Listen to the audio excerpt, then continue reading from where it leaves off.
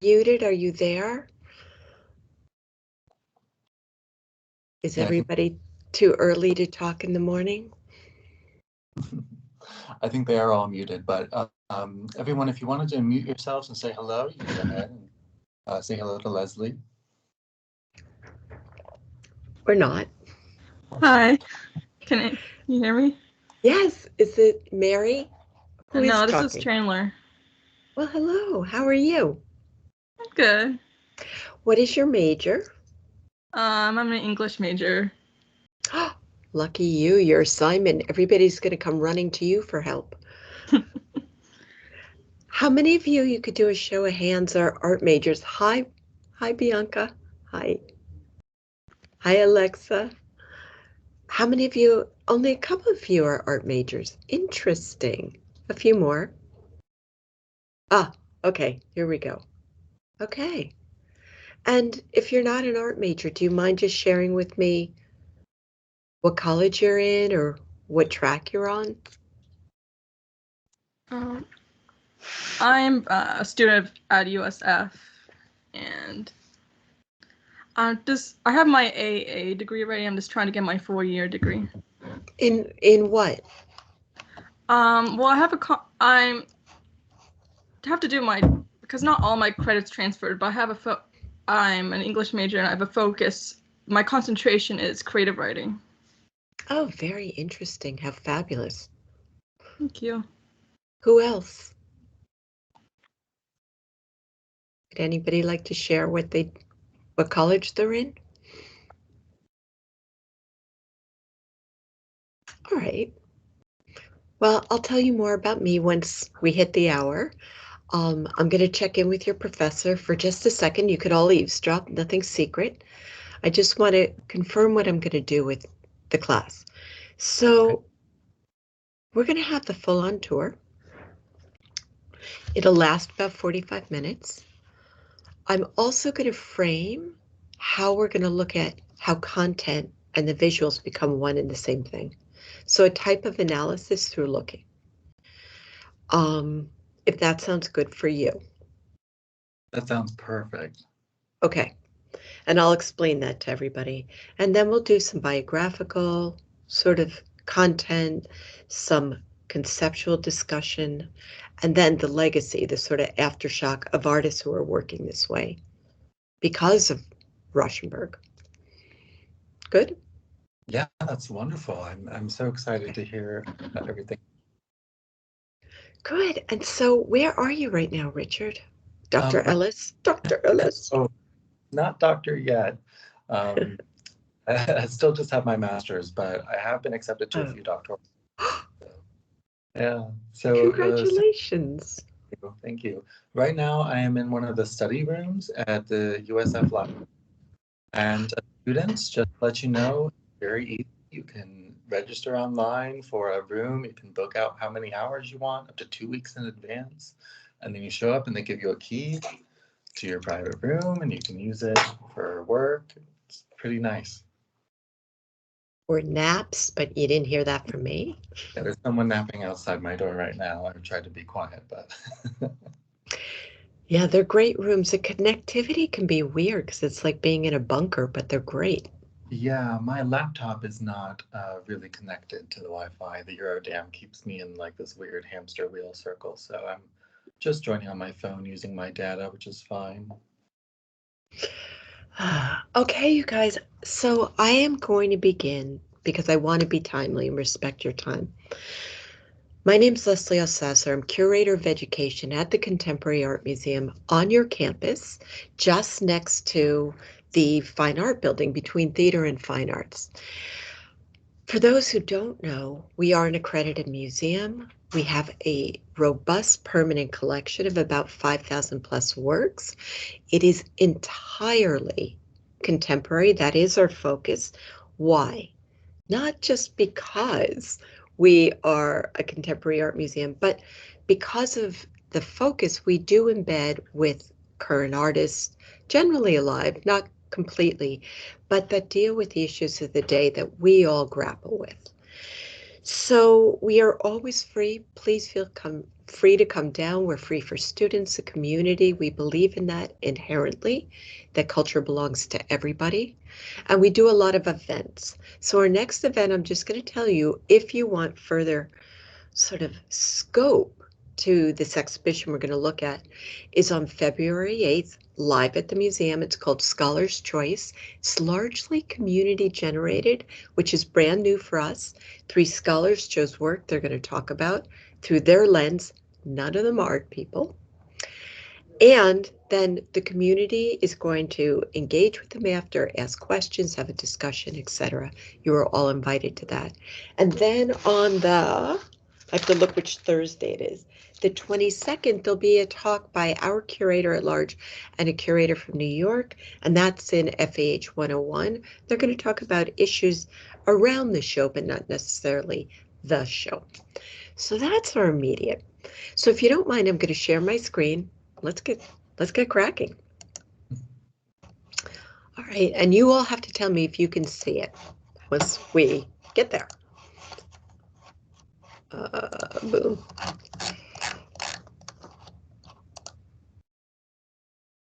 It's going to enlarge, don't worry. Huh? All right, can everybody see my screen? I can, yeah. Everybody else, you're good? Okay. All right, so I want to introduce you and welcome and set sort of the framework of what we're going to do to Offset, Robert Rauschenberg at USF Graphics Studio. This is an exhibition that really honors, cherishes, and highlights the long collaboration between Donald Saff at Graphics Studio and Robert Rauschenberg. What is so amazing to me is Robert Rauschenberg was one of probably the greatest American artists, and that a lot of young folks don't know who he is. And we're going to talk about that. I'll tell you who Donald Saff is because I don't expect you to know.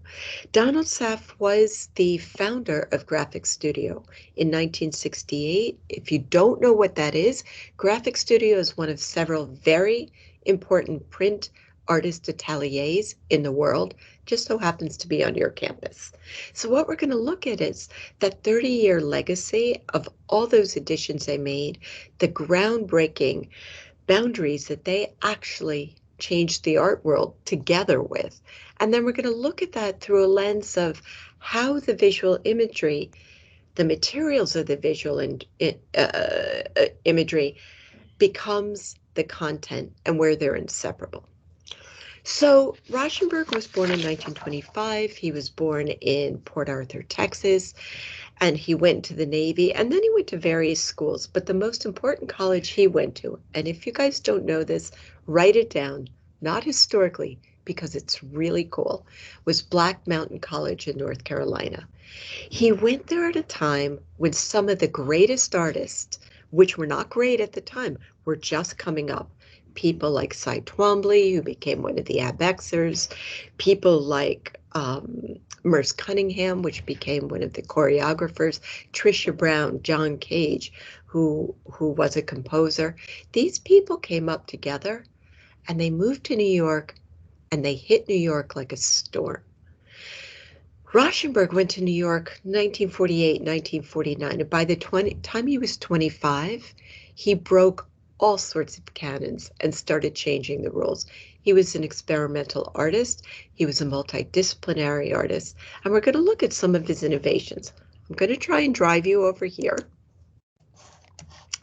The first work we're going to look at is called, it's a little hard to drive, and I do apologize. I just got this late yesterday afternoon because there were some technical difficulties, and I'm stuck.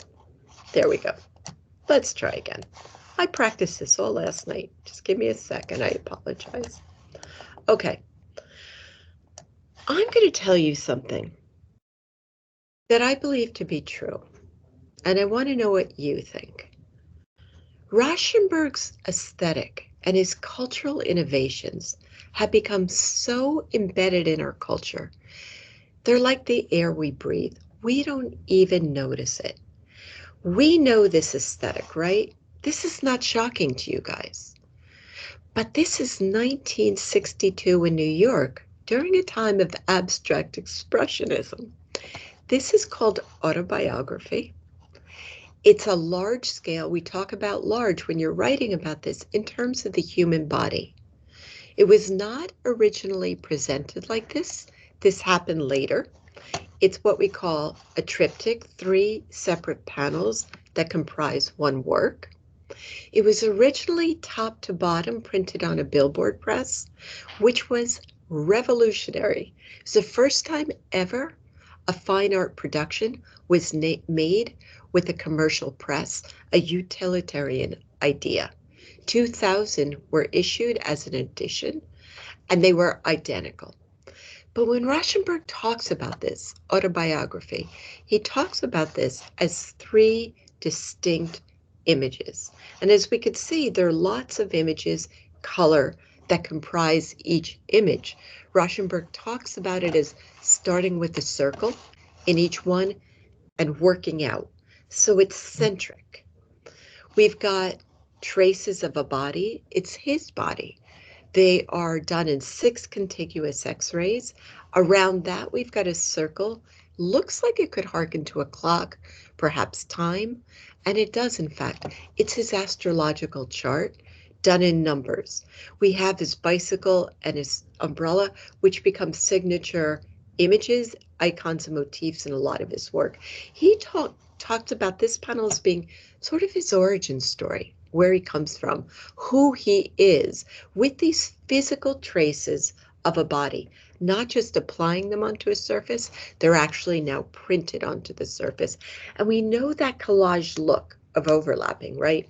We've got one thing overlapping another, but imagine this being brand new. It was absolutely revolutionary. We come to the second image.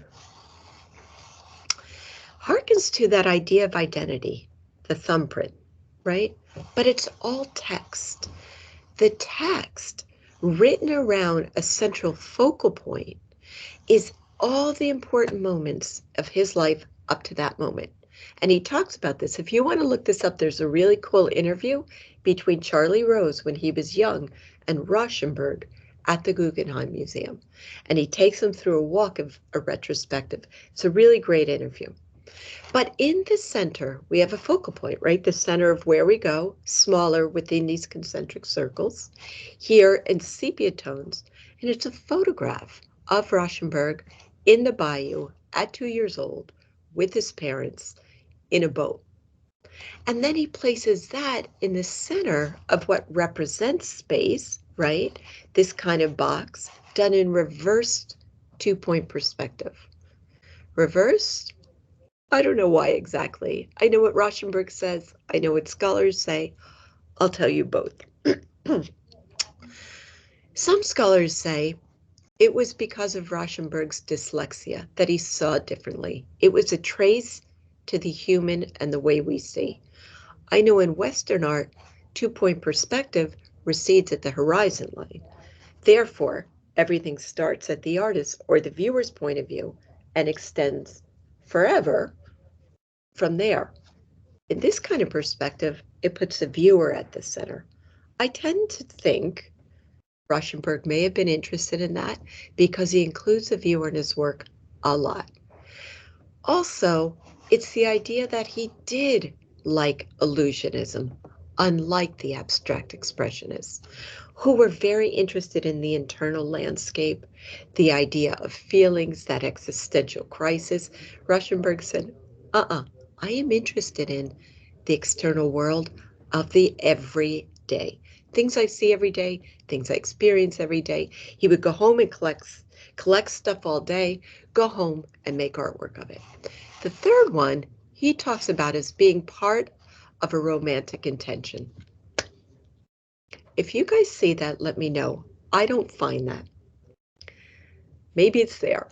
I don't know. But this is Rauschenberg. He did have a coming out of sorts around this time.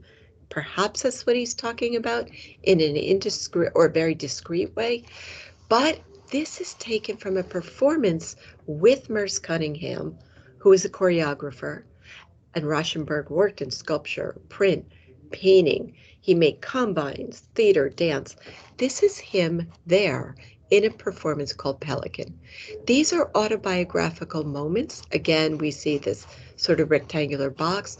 We see the view of New York City from his studio, and we see it from his point of view, his vantage point from farther away. It's a skyline in New York. All of that is layered on top of a map, a contour map of his hometown, of the bayous in Port Arthur. So this, I just wanted to set, we're not going to go through everything so deeply, but I wanted to set the tone of this visual and how we can pull it apart to talk about things. This was autobiographical, but it was also really human. We have the human represented in many different forms. We have a larger than life scale reaching out to the viewer. It happens to the viewer. We have a limited color palette. We have a triptych, and we have these reoccurring geometric forms that link it back together. So I just wanted to set the tone for that because this is so normal for you guys, but I think it's worth revisiting because I think it's fresh again. Let's go over here to the airport series. I'm going to focus on 3 works, but I want to show them to you. These 3. These are 3 prints. They're in an edition, which means up until this time, this was 1972, working with Don Sapp at Graphic Studio, Print Masters, the whole talented team. Up until this time, print editions meant everything was identical. You do a print maybe of 30. This is to have them be signed, be perfect, go into different collections, museums, collectors. They're identical. Typically done on paper, easy to control. Rauschenberg said, no, I want to use a soft, democratic, easily accessible ground, a substrate for printing. I don't want to do fine art printing. I want to print things that are in the world of the people from today. So here we see all these color blocks, right? And we see things layered on top. These are physically layered on top, not just metaphorically layered on top or visually layered on top. What we're looking at are different cotton pieces, and I'll get close in a second, with iconography, images. Let me see if I'll get close to this one. From things like the Wall Street Journal, right? The common ink pot that was in his studios. And then we see these residual prints that are a mirror image. So the main print we're looking at, this is called etching. It means something was put on a plate with an emulsion. When light was put on that, it embedded the image into that emulsion, put it in a bath, bit away the plate, printed it. But that wasn't good enough for Rauschenberg. He wanted to take that print and do the opposite process, soft surface to soft surface, and run it through in its reverse image on another plate onto the fabric. Why? Because this idea of echoing popular culture was really, really important. This idea of being non-political, yet political by documenting a time and ordinary materials is really important. In terms of an edition, you see the bottle caps. All right, they're on fabric. These belong to Rauschenberg. They were bottle caps. Everybody's drinking soda pop, whatever, in the studio. He wanted to collage them literally on the surface. Is this new for us? No, we do it all the time, but it started here. And the problem was, how do you edition a print if it doesn't have everything identically? So he said, so it'll be similar, if not identical. How do you print on a soft surface and make it identical? Controversial. It's impossible. So he blew the lid off of what an edition meant in the world. And likewise, here with the tie, that's both in art space and viewer space, belong to Rauschenberg. How do you have that same identical tie in the evolution of an edition if there's only one that belongs to Rauschenberg? So each one of this edition of, I think, 30, it might be less, maybe 6, Anyway, has an original tie belonging to Rauschenberg, but it's slightly different, as is the print because of the substrate. And we see they're square, they're at the viewer's level, they're color blocks floating within that printed, and the negative space of the white of the substrate becomes positive space because of the layering. I'm going to try and get in closer here. I want to show you something. Rauschenberg didn't try and prettify his images. He left the fabric in a state of deterioration. And you're going to see this throughout the OOF. We're going to look at a couple more works, and then we're going to pop into looking at the legacy of Rauschenberg. But he didn't try and make it pretty. He wanted to talk about the world of things made from the world. And this was very important to him. The last thing I'm going to tell you, I'm going to bring you right over here, is you see these transparent fabrics. These were not fancy fabrics. This is called a tarlatan. A tarlatan is something to wipe the ink off of a plate. Rauschenberg was fascinated with utilitarian images and utilitarian processes because they came from the everyday. He saw those in his studio and said, we're going to print on those. Had never happened. So we printed on them, turn them around, because you know when you print, you get a reverse image. Turn them around to the viewer, so you're seeing the back side. You can read the text. This is fascinating text. It's from 1972, a page in the Wall Street Journal. And you can see it, but it's almost painterly, like this ghost-like image. It doesn't have the intensity of color or image as this does, because we're actually looking at the reverse side coming through the translucency. Why does this even matter, you guys? Because culture matters. It's a trace of time. It's a trace of moment. And in Rauschenberg's case, to not repeat the past. This was such a fervent time. To not repeat the past, it beckons and behooves us to look at things from the past, like media sources, imagery, how things were made. I'm going to back us up for a sec. Maybe. Here we go.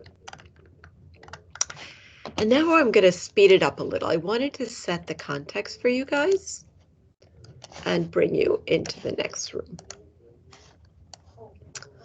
I want to bring you at the center, and I will tell you, I don't have a good on the tour photographic image of this, but there is one on the website.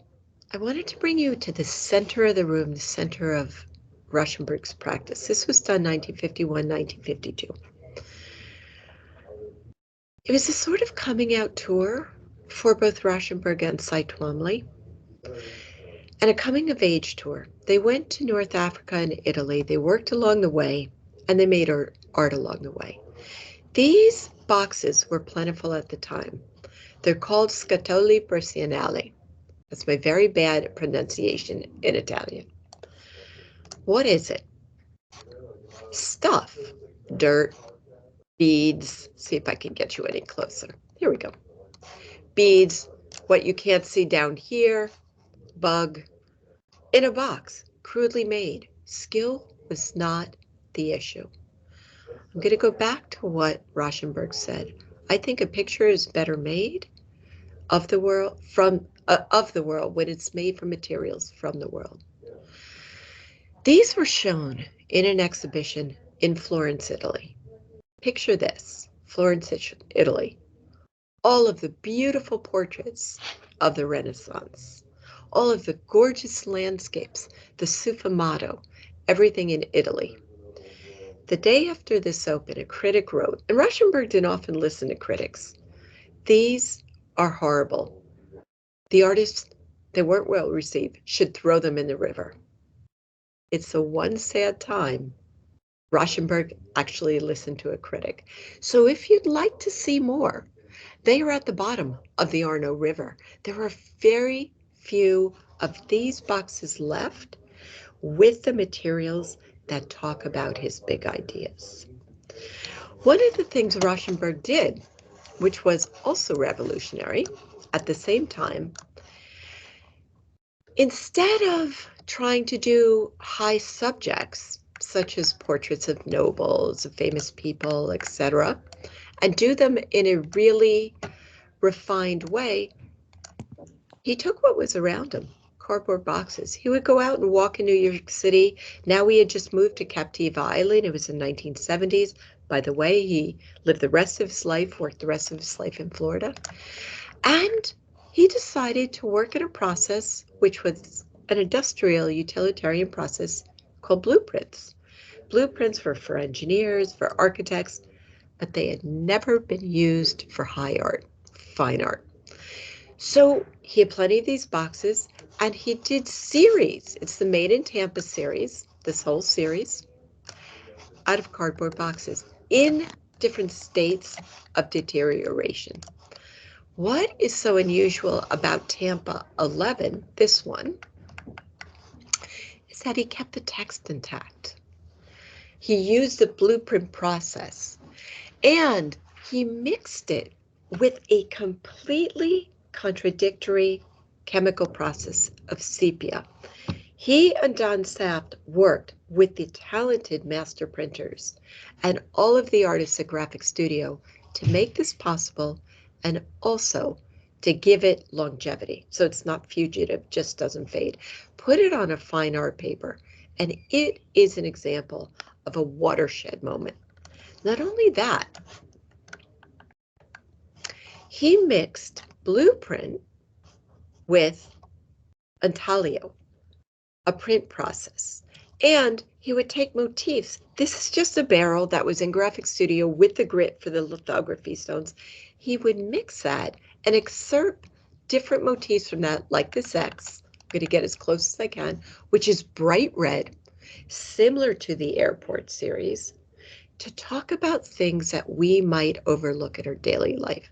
He was really interested in having our viewers really take time to focus on what's in their life instead of just pass it over. I just want to hearken to the Airport series one time and tell you it was named the Airport series. Unlike this Made in Tampa, which it was, the Airport series was called the Airport series because of Rauschenberg's daunting schedule. He signed all the prints in an airport suite. So they have these origins. Sometimes I say don't look at the title. It really won't tell you much, but in Rauschenberg's case, they are very important. So this process became really new, this blueprint process. I'm going to bring you over here in a second, but I want to take you to show you another thing that was developed at Graphic Studio in the Made in Tampa series. All right, you guys, just unmute for a second. What's going on here? What are these? It's not a trick question, I promise. A bunch of smushed boxes. A bunch of smushed cardboard boxes, right? Yeah, totally, with the labels left intact, and they're in a museum. I have to tell you, that's what I thought too, until 2 weeks ago. I walk in, I'm like, oh, so we actually use the boxes now. Okay, progression, trying to understand this. I could have not been more wrong. These are prints, but they are now 3D. The actual artwork comes into viewer space, no separation.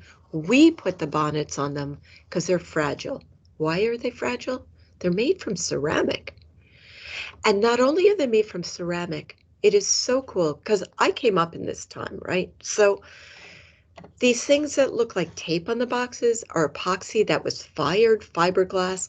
The prints on here are the actual trace, a lot like autobiography, back to the original box. The authenticity and the verity is left intact, but the process is completely synthetic. And I'm just going to give you an anecdote here because I love this story. The master printer at the time was a guy named Alan Eakin, and he eventually became the director of Graphic Studio. But his specialty was ceramics. So he had said to Rauschenberg a couple times, hey, I can make these in ceramics. And Rauschenberg was like, yeah, blah, blah, blah, blah. right? So Alan Eaker, just for, fun, made one. And then to get this variety of patina, it was hot in Florida. They used their facial oils, rubbed them on, dirt, rubbed it on. We now, in a very fancy way, call that patinaed, but it was grime. And so Rauschenberg had the boxes for reference up on the wall, and Alan Eaker snuck in one of these, put them on the wall. The whole day goes by. And finally, Alan Eaker kind of said, hey, one of these is different than the others. And Rauschenberg's like, what do you mean? And he told him, and Rauschenberg's mouth, his jaw dropped. He was like, and I quote, okay, let's do this. Because they had broke the boundaries again of A, what an edition looks like, 2, what a print could be, and where this work could actually have a verity, a reality in space, and still be in the canon of fine art on a wall. So when Christian Marclay was here, Graphic Studio does residencies of artists for them to do whatever they want. The master printers there, one still there from Rauschenberg's time, work with these printers and these artists to help them manifest their ideas, break new boundaries, invent new processes. And Christian Marclay, who I'm sure you all know, was in residence in 2006, I believe. I'll have to look at the label. And you guys, 2008, you can always hover over the labels. So he's doing a tour of Graphic Studio, and he was blown away by this idea. And he started calling blueprints, which doesn't sound cool. It's like, oh, the engineering, cyanotypes. So now we've got a fancy word for this process. Marclay was so inspired by the process and the content and the democratic way that Rauschenberg used subject matter from the world, that he decided to start with that as a point of departure for his work. So he went, let me see how close I can get. I'm going to show you the title because it's important. It's called All Over, very much like a Jackson Pollock idea of, an all over canvas goes to all the edges, off the edges.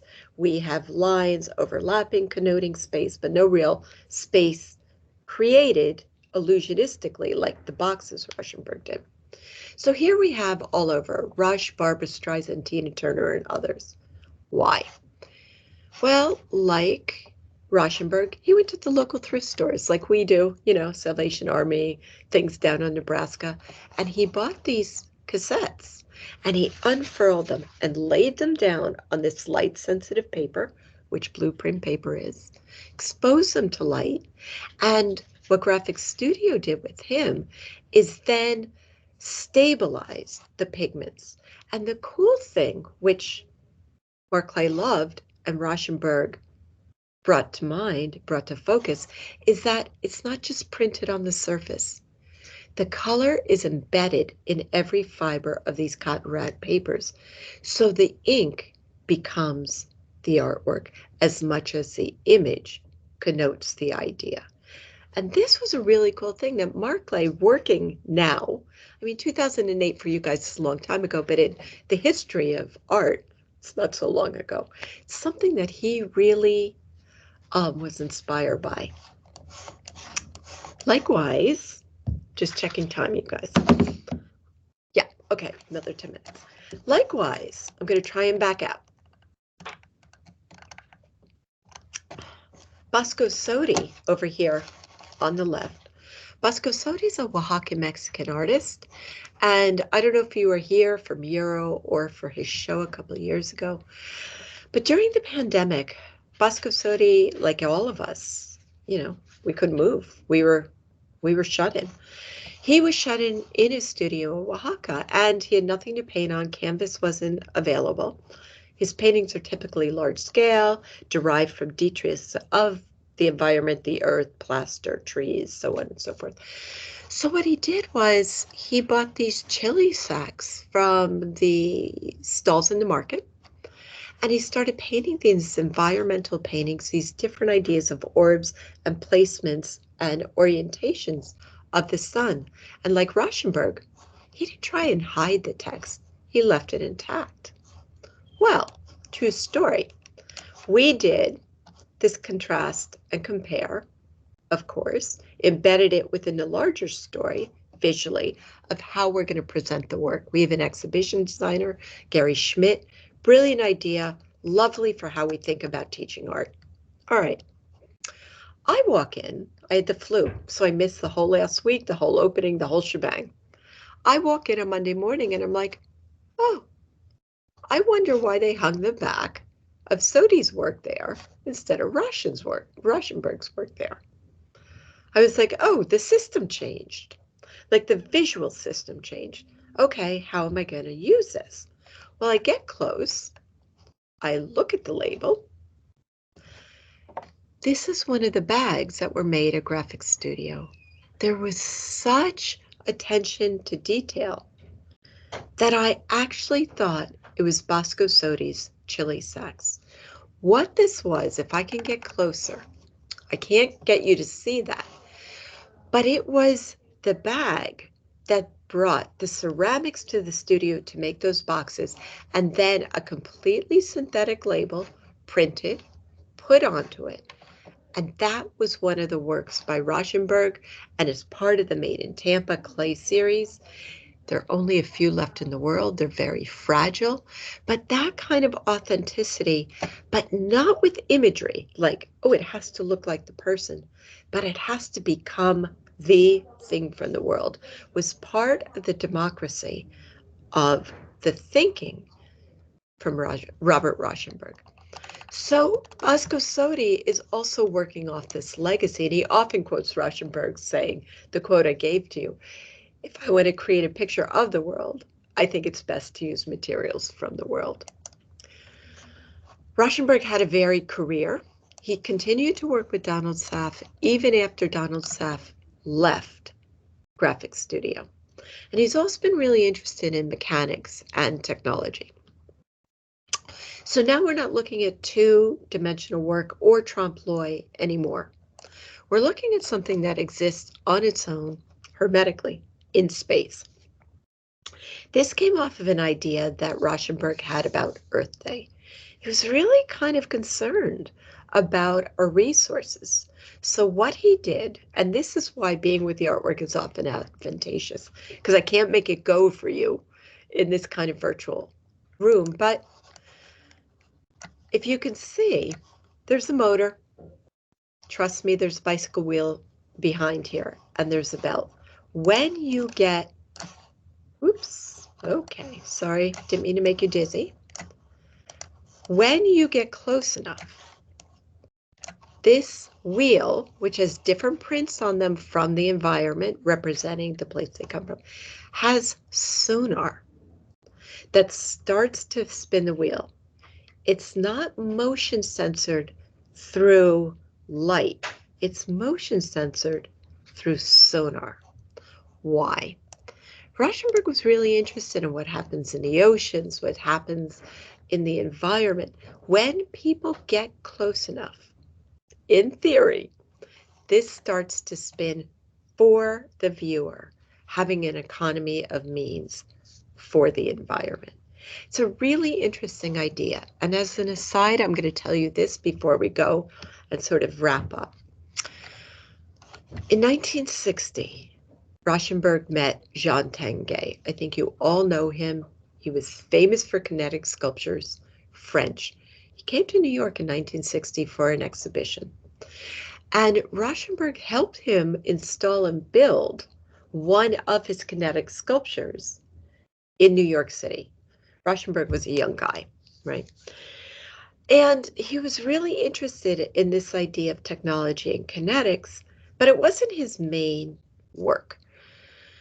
He and Tanguay were conceptually very different, but where they aligned is they both had a reverence for the Dadaists and for Marcel Duchamp. And I think we could look at this in historical light as taking both some of those nouveau ideas that Rauschenberg pioneered, but also linking it to the history of Jean Tanguay, the Dadaists, and also Marcel Duchamp, and that idea of everyday, which was very, very much part of the legacy that Rauschenberg took up. I'm going to skip a couple of these, but I want to go here and we'll go in the other room. And I'm going to tell you why I'm showing you this. It's twofold. This is an artist, and I'll show you his label so you know how it's spelled. His name is Narciso Martinez. This was done in 2021. He's not much older than you guys. We've shown him a couple times. He's a very interesting artist, and I'm going to go in. He said he would never paint on these cardboard boxes had not Rauschenberg pioneered the cardboard box. Narciso Martinez is also from Oaxaca, Mexico. He lives in California. He did his MFA in California. But during his graduate school, he worked as an itinerant farmer, picking produce for the food we have on our tables, alongside with the subjects that he paints. The boxes are no longer only there as subjects. These people, these unsung heroes that are invisible behind the produce that comes in corporate design boxes, he wants to give them presence. And he also wants to contrast that actual working condition against what we think of when we go to the grocery store and see our prettified produce. But like Rauschenberg, he excerpts moments from the box, or is a tribute to Rauschenberg from the actual box, like how do you fold the box, or to Rauschenberg, what is that rectangle? Where do these origins come from? He is an extraordinary artist. I highly encourage you to look him up. He is working in that visual you all know, but that comes down to us from Rauschenberg and that rich collaboration with Donald Saff. He lets those things come through, but he leaves the integrity of what's also on there from the world. So in the early 80s, people are encouraging Rauschenberg to become international, show globally. Okay. Rauschenberg has that really diplomatic, democratic spirit. Am I going to paint him as like, oh, the nice, feeling good guy? No, he was an artist and a product of his time. But he really did believe in peaceful exchange, and he believed culture could do that. So in 1982, I believe, maybe it's 1984, he and Don Saff initiated this trip to China as a way for a cultural exchange to begin. It set the wheels in motion. I'll tell you more about that in a minute. For a global tour of artwork. This global tour of artwork was called ROCI, R-O-C-I. It's an acronym. And the idea was this: 10 countries working with the diplomats, working with the presidents, working with all the powers, political powers to be. 10 countries were chosen, approved, accumulating at the National Gallery in Washington, D.C., launched by the UN in New York City. These 10 countries, the idea was this, that there was a reconnaissance trip to the country, things were brought back, artwork was made in Captiva, and then it was shown in that country. Okay, we could argue, yeah, white guy, going to these countries, showing in countries like Chile, Malaysia. Yuck, fair criticism. But Rauschenberg's idea was this: the artwork would become cumulative. It would start in a country that artwork was made. One of those pieces were left, the other one for the people.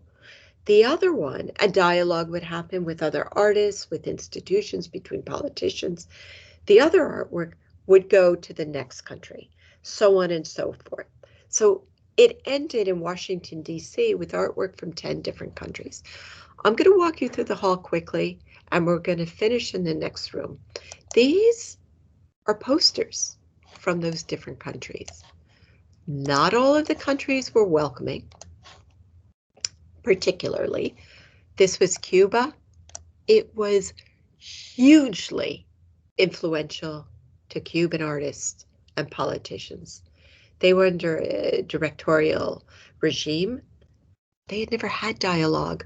They had never seen this kind of artwork. It was a watershed moment, as was Russia, as was China. So I'm going to let you go through at your leisure. This is a work from Japan. And before we enter the next room, I'll just tell you this was the poster for the accumulation at the gallery in Washington, D.C. And as you could see, it was on reflective surfaces. When Rauschenberg went to China, he did a reconnaissance. And we're going to look at this 100-long photograph. He did a reconnaissance. And how he decided to do and finally agreed to do this tour was because when he was in China and he was photographing, these are all individual photographs, doesn't look special, but this was revolutionary. I'm going to tell you why. When he was there, he talked to the chef at the compound that was cooking for them. He's like, hey, how's it going? You know, with translator. And he's like, oh, do you have family? Uh-huh. Where do they live? Oh, about 20 miles. How are they doing? I don't know. I haven't seen them in a dozen years. You haven't seen them in a dozen years. Why? Because I am not allowed to travel there and have exchange with them after being here in this international environment. Rauschenberg was blown away by that. So his visit to China is referred often, not just in the art world, to before Rauschenberg, after Rauschenberg, because this kind of exchange between artists, between politicians, between cultures was so important. What he did on that reconnaissance trip is this 100-foot photograph. It's comprised of 52 different images out of thousands that he took, a lot on the sly, on a camera. It's laid out like a scroll. And in China, you read a scroll by unfurling a bit, you look at one section, roll up the other. It's meant for individual looking. Here, this was totally different. It's unfurled all at once, and instead of the viewer being stationary, the viewer has to move. There's a physical sense of time to a random type of narrative that is really viewer-centric based on what they know, don't know, their experiences. For instance, if I can find it here, if I can get us in here, this photograph right here was taken on the sly from somebody who was a docent guard in a museum. Rauschenberg secretly handed him his camera because this is one of the few times we see all the dictators' images together and Nazi. So, of course, Stalin, etc., all these dictators here, that had never left the country. That was held up on, it was on a poster in the museum to laud dictatorship, right? Other things Rauschenberg just photographed, Kodak made this special light-sensitive paper. It was made very much like a Chinese scroll, one image at a time in complete darkness, the light-sensitive paper rolled up, the next one made, and there are only a few that exist in the world. It's extraordinary. Here we see Tibet. I'm going to end with this piece right over here. I want to turn you around because, and this I don't know for a fact, I'll just tell you what I think. This was done after Rauschenberg, after Don Saft had left Graphic Studio. And he had produced this whole Rocky tour, all of that, which was a tremendous accomplishment for America, internationally, for Rauschenberg. He left. But this was still produced at Graphic Studio, and the printer who print this, Tom Pruitt, is still at Graphic Studio. And I was talking to him about it the other day. I don't know if you guys have ever been to China. I used to work in Hong Kong, so I'll just tell you this. In every establishment, in every home, at least in Hong Kong, in the southern part of China where I would go into factories, there are mirrored surfaces. They keep the bad ghosts, spirits, out. So post-China, Rauschenberg worked a lot on these mirrored surfaces, which is very interesting conceptually. Tom Pruitt printed this in a process that they invented called firewax. I don't know technically exactly what it is, but it's a kind of embossing with wax, a little that becomes permanent. What's so interesting is this reflection that you're seeing of Summerhall, Chinese Summerhall, which is the 100-foot scroll, is not in this work. This work is called Seminole. You see images of scaffolding. You see this ghostly indigenous Seminole figure. And then if you walk in front of it, you see yourself. You become part of the artwork. The real world becomes temporarily part of the artwork, person by person, object by object. I don't know this, but looking at a lot of artwork and being an artist myself and working in art history, I feel like this was a tribute to the land where Graphic Studio is placed, USF is placed, on the indigenous tribal lands that belong to the Seminole and the other tribes. And I almost feel like this was a nod to that. Coming off of all of the different diplomatic ideas, the ideas that were inherently democratic of process of materials, it wouldn't surprise me. I want to end there by saying that is only my visual analysis of the way it's split in two, with the figure allowing for the viewer's figure as opposed to location done topically on top of the work, but still reflecting back a sort of sense of time, some sort of temporal moment that changes. With that, I am going to stop talking, and I'm dying to hear what you guys think or answer any questions. Richard, I'm going to come back to you guys. I'm going to stop sharing. Okay. All right, guys, let her know if you have any questions. The works that she showed. So that I think that there was at last least work, one person. was there a mirror being used on the last work, or was it just like a? Yeah, it's printed on a reflected surface. So I don't know if it's a mirror per se, like a glass mirror, you know, with a coating on the silver coating on the back, but it's a highly reflective surface. Let's go back for a sec. Let's look. Let's see if the label will tell us. Let's see. This is what you're referring to, correct? It's printed on stainless steel. Printed on stainless steel, polished stainless steel. So it's highly reflective, and a lot of the work at this time was like the one in Tibet. Oops. Well, let's go here.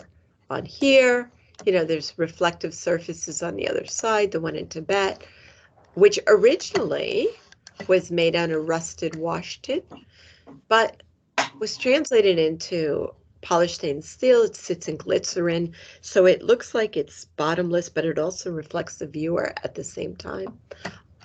So these, and this was not shown originally behind plexiglass, but you have to remember this is now 50 years old and it's fading. We had to protect it. So just FYI, to make this was a tremendous effort. We contracted a person to build this bent frame and then unfurl it into the frame. The whole group did it. And then the plexiglass was put in there. But in the spirit of Rauschenberg, of course. So. Okay, it looks like Bianca, you have your hand raised. If you want to go ahead and unmute yourself and ask your question. Yeah, I had a question about the windmill structure. Okay. Are those actually signs, or are they sheets of metal that were printed on them?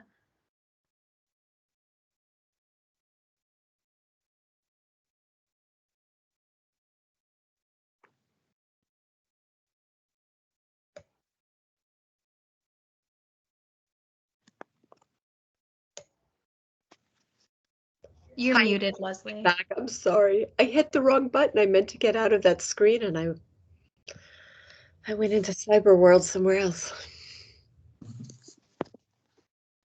What else? I see Bianca, your hand up. Yeah, Bianca's question was about the windmill. Do you know if the parts of the windmill, were they made from actual signs, like salvaged from the signs, or were they printed? Yes, okay, printed for that. It's a great question. They were printed on several substrates, one of them being acrylic, but no, those prints were made from the signs. So again, that life and art sort of that overlap. Interesting. Richard, Yeah, his was that work is so helpful? fascinating. Yeah, absolutely.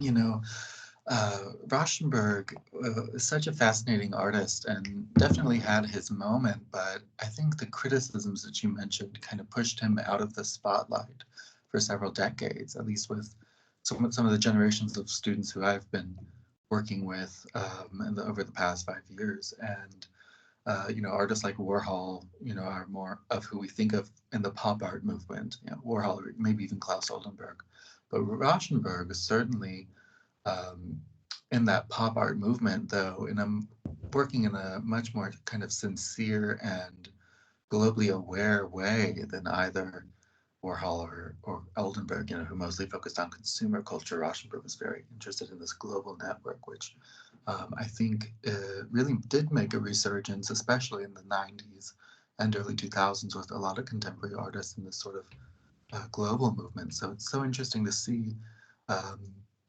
the other works from the CAMS collection and graphic studio of artists who, were aware of Rauschenberg, but obviously, of course, never worked with him. And there's so many overlaps that really makes him a very rich topic for the study of the contemporary art scene. And as you guys saw, there's so many really vivid, interesting images. For those of you in HBA1, you'll be tasked with a formal analysis. So looking at the image and relying only on the primary source of the artwork to explain what ideas are going on. Whereas those of you in HBA2 are going to be doing a contextual analysis and finding, tidbits from the life of the artist and sort of the other contexts that he's engaging with. So maybe if you're focusing on the work on Cuba, maybe do a little research on Cuban history at that time. If you do have questions about the assignment, please email those to me so that we're not taking up Leslie's time for those. That I don't know. Of course. And this meeting, yes, it is being recorded, and I'll post it to Canvas, so you'll all have access to it. You will also have access to the self-guided virtual tour that Leslie used to show us this exhibition. So you'll be able to go at your own pace if you wanted to revisit the galleries. And of course, the museum is also available to you. Is it Monday through Saturday, 10 to 5? Monday through Saturday. Thursday we're open till 8, but the virtual exhibition is also up on our website, so you have time. I do want to say two things, though, if you don't mind, Richard. I skipped over 3 artists because of time's sake. I wanted to hear your thoughts. But Tavares Strachan is Narciso Martinez and Rochelle Feinstein are also in this exhibition, and they are of your moment right now. But because of the way Rauschenberg paved the way for that aesthetic, their aesthetic was almost permitted. So I think if you have a chance to look at those artists, it might really be worth your while when you're doing a visual analysis or even contextual. I think it might be really interesting, actually. Just saying, they are there, and I didn't go to them for time's sake. Well, thank you, Leslie. And students, just so you know, there is also a catalog for this show. It's available for you to pick up at the gallery in person for free. And also there's a PDF version of that catalog online on the website for the museum. And also I've posted it to Canvas as well. So feel free to use that to explore the paintings and the artworks, not really all paintings, and also to find information for those of you in HBA2 with your contextual analysis. All right, everybody, please thank Leslie for her time and expertise. It's always so wonderful to come and see your tours, Leslie. I always enjoy it very much, and I know the students really do value it as well. Thank you. Could I ask them a question? Of course, yes. Could I? I don't get to work with undergrads all that often, only in fall and honors. I would love to know what you think of Rauschenberg. Could somebody just, and you don't have to please me, I am truly curious. Would somebody unmute and just tell me your thoughts? Please?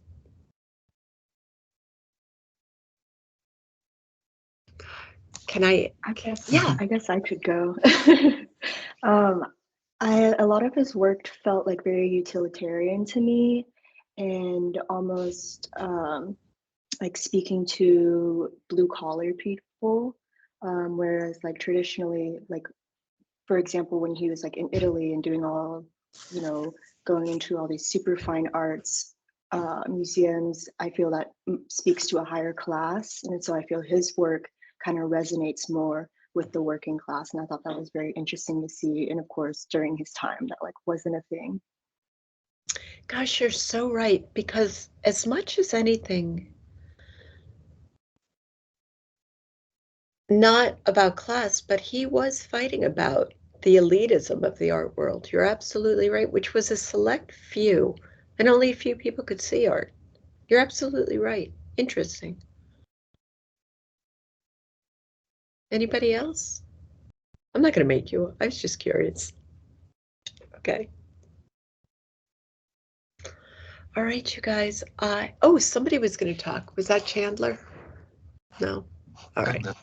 Yeah, sorry. It's just there was this background noise. I thought his work was really fascinating, especially with how I think like sorry if I don't have the right words, but I think his materials how were interesting, like with the fabrics and with the how the boxes were actually symmetric. Sorry if I'm mispronouncing it. Oh, the ceramics. Ceramics, sorry. Yes, that was fascinating, I thought too. I had no idea those were made of clay. And if you think about it, is that really like a precursor to 3D printing? 100%. Yeah. I asked What about this that. time is that? Yeah. Yeah. So we were actually quite indebted to Rauschenberg, it seems. All right, you guys, I wish you a wonderful semester. Please feel free to come up to anything. And just FYI, if you're interested in your peers, the MFA, the Masters of Fine Art student show, the thesis show, opens on March 29th. So please join us for that. If nothing else, we'd love to see you. All right. Thank you so much, Leslie. I'll see you later Thank for you. See you. Bye. Thanks, you guys. You were terrific. Thank you. Bye. Bye, everyone. Thanks so much.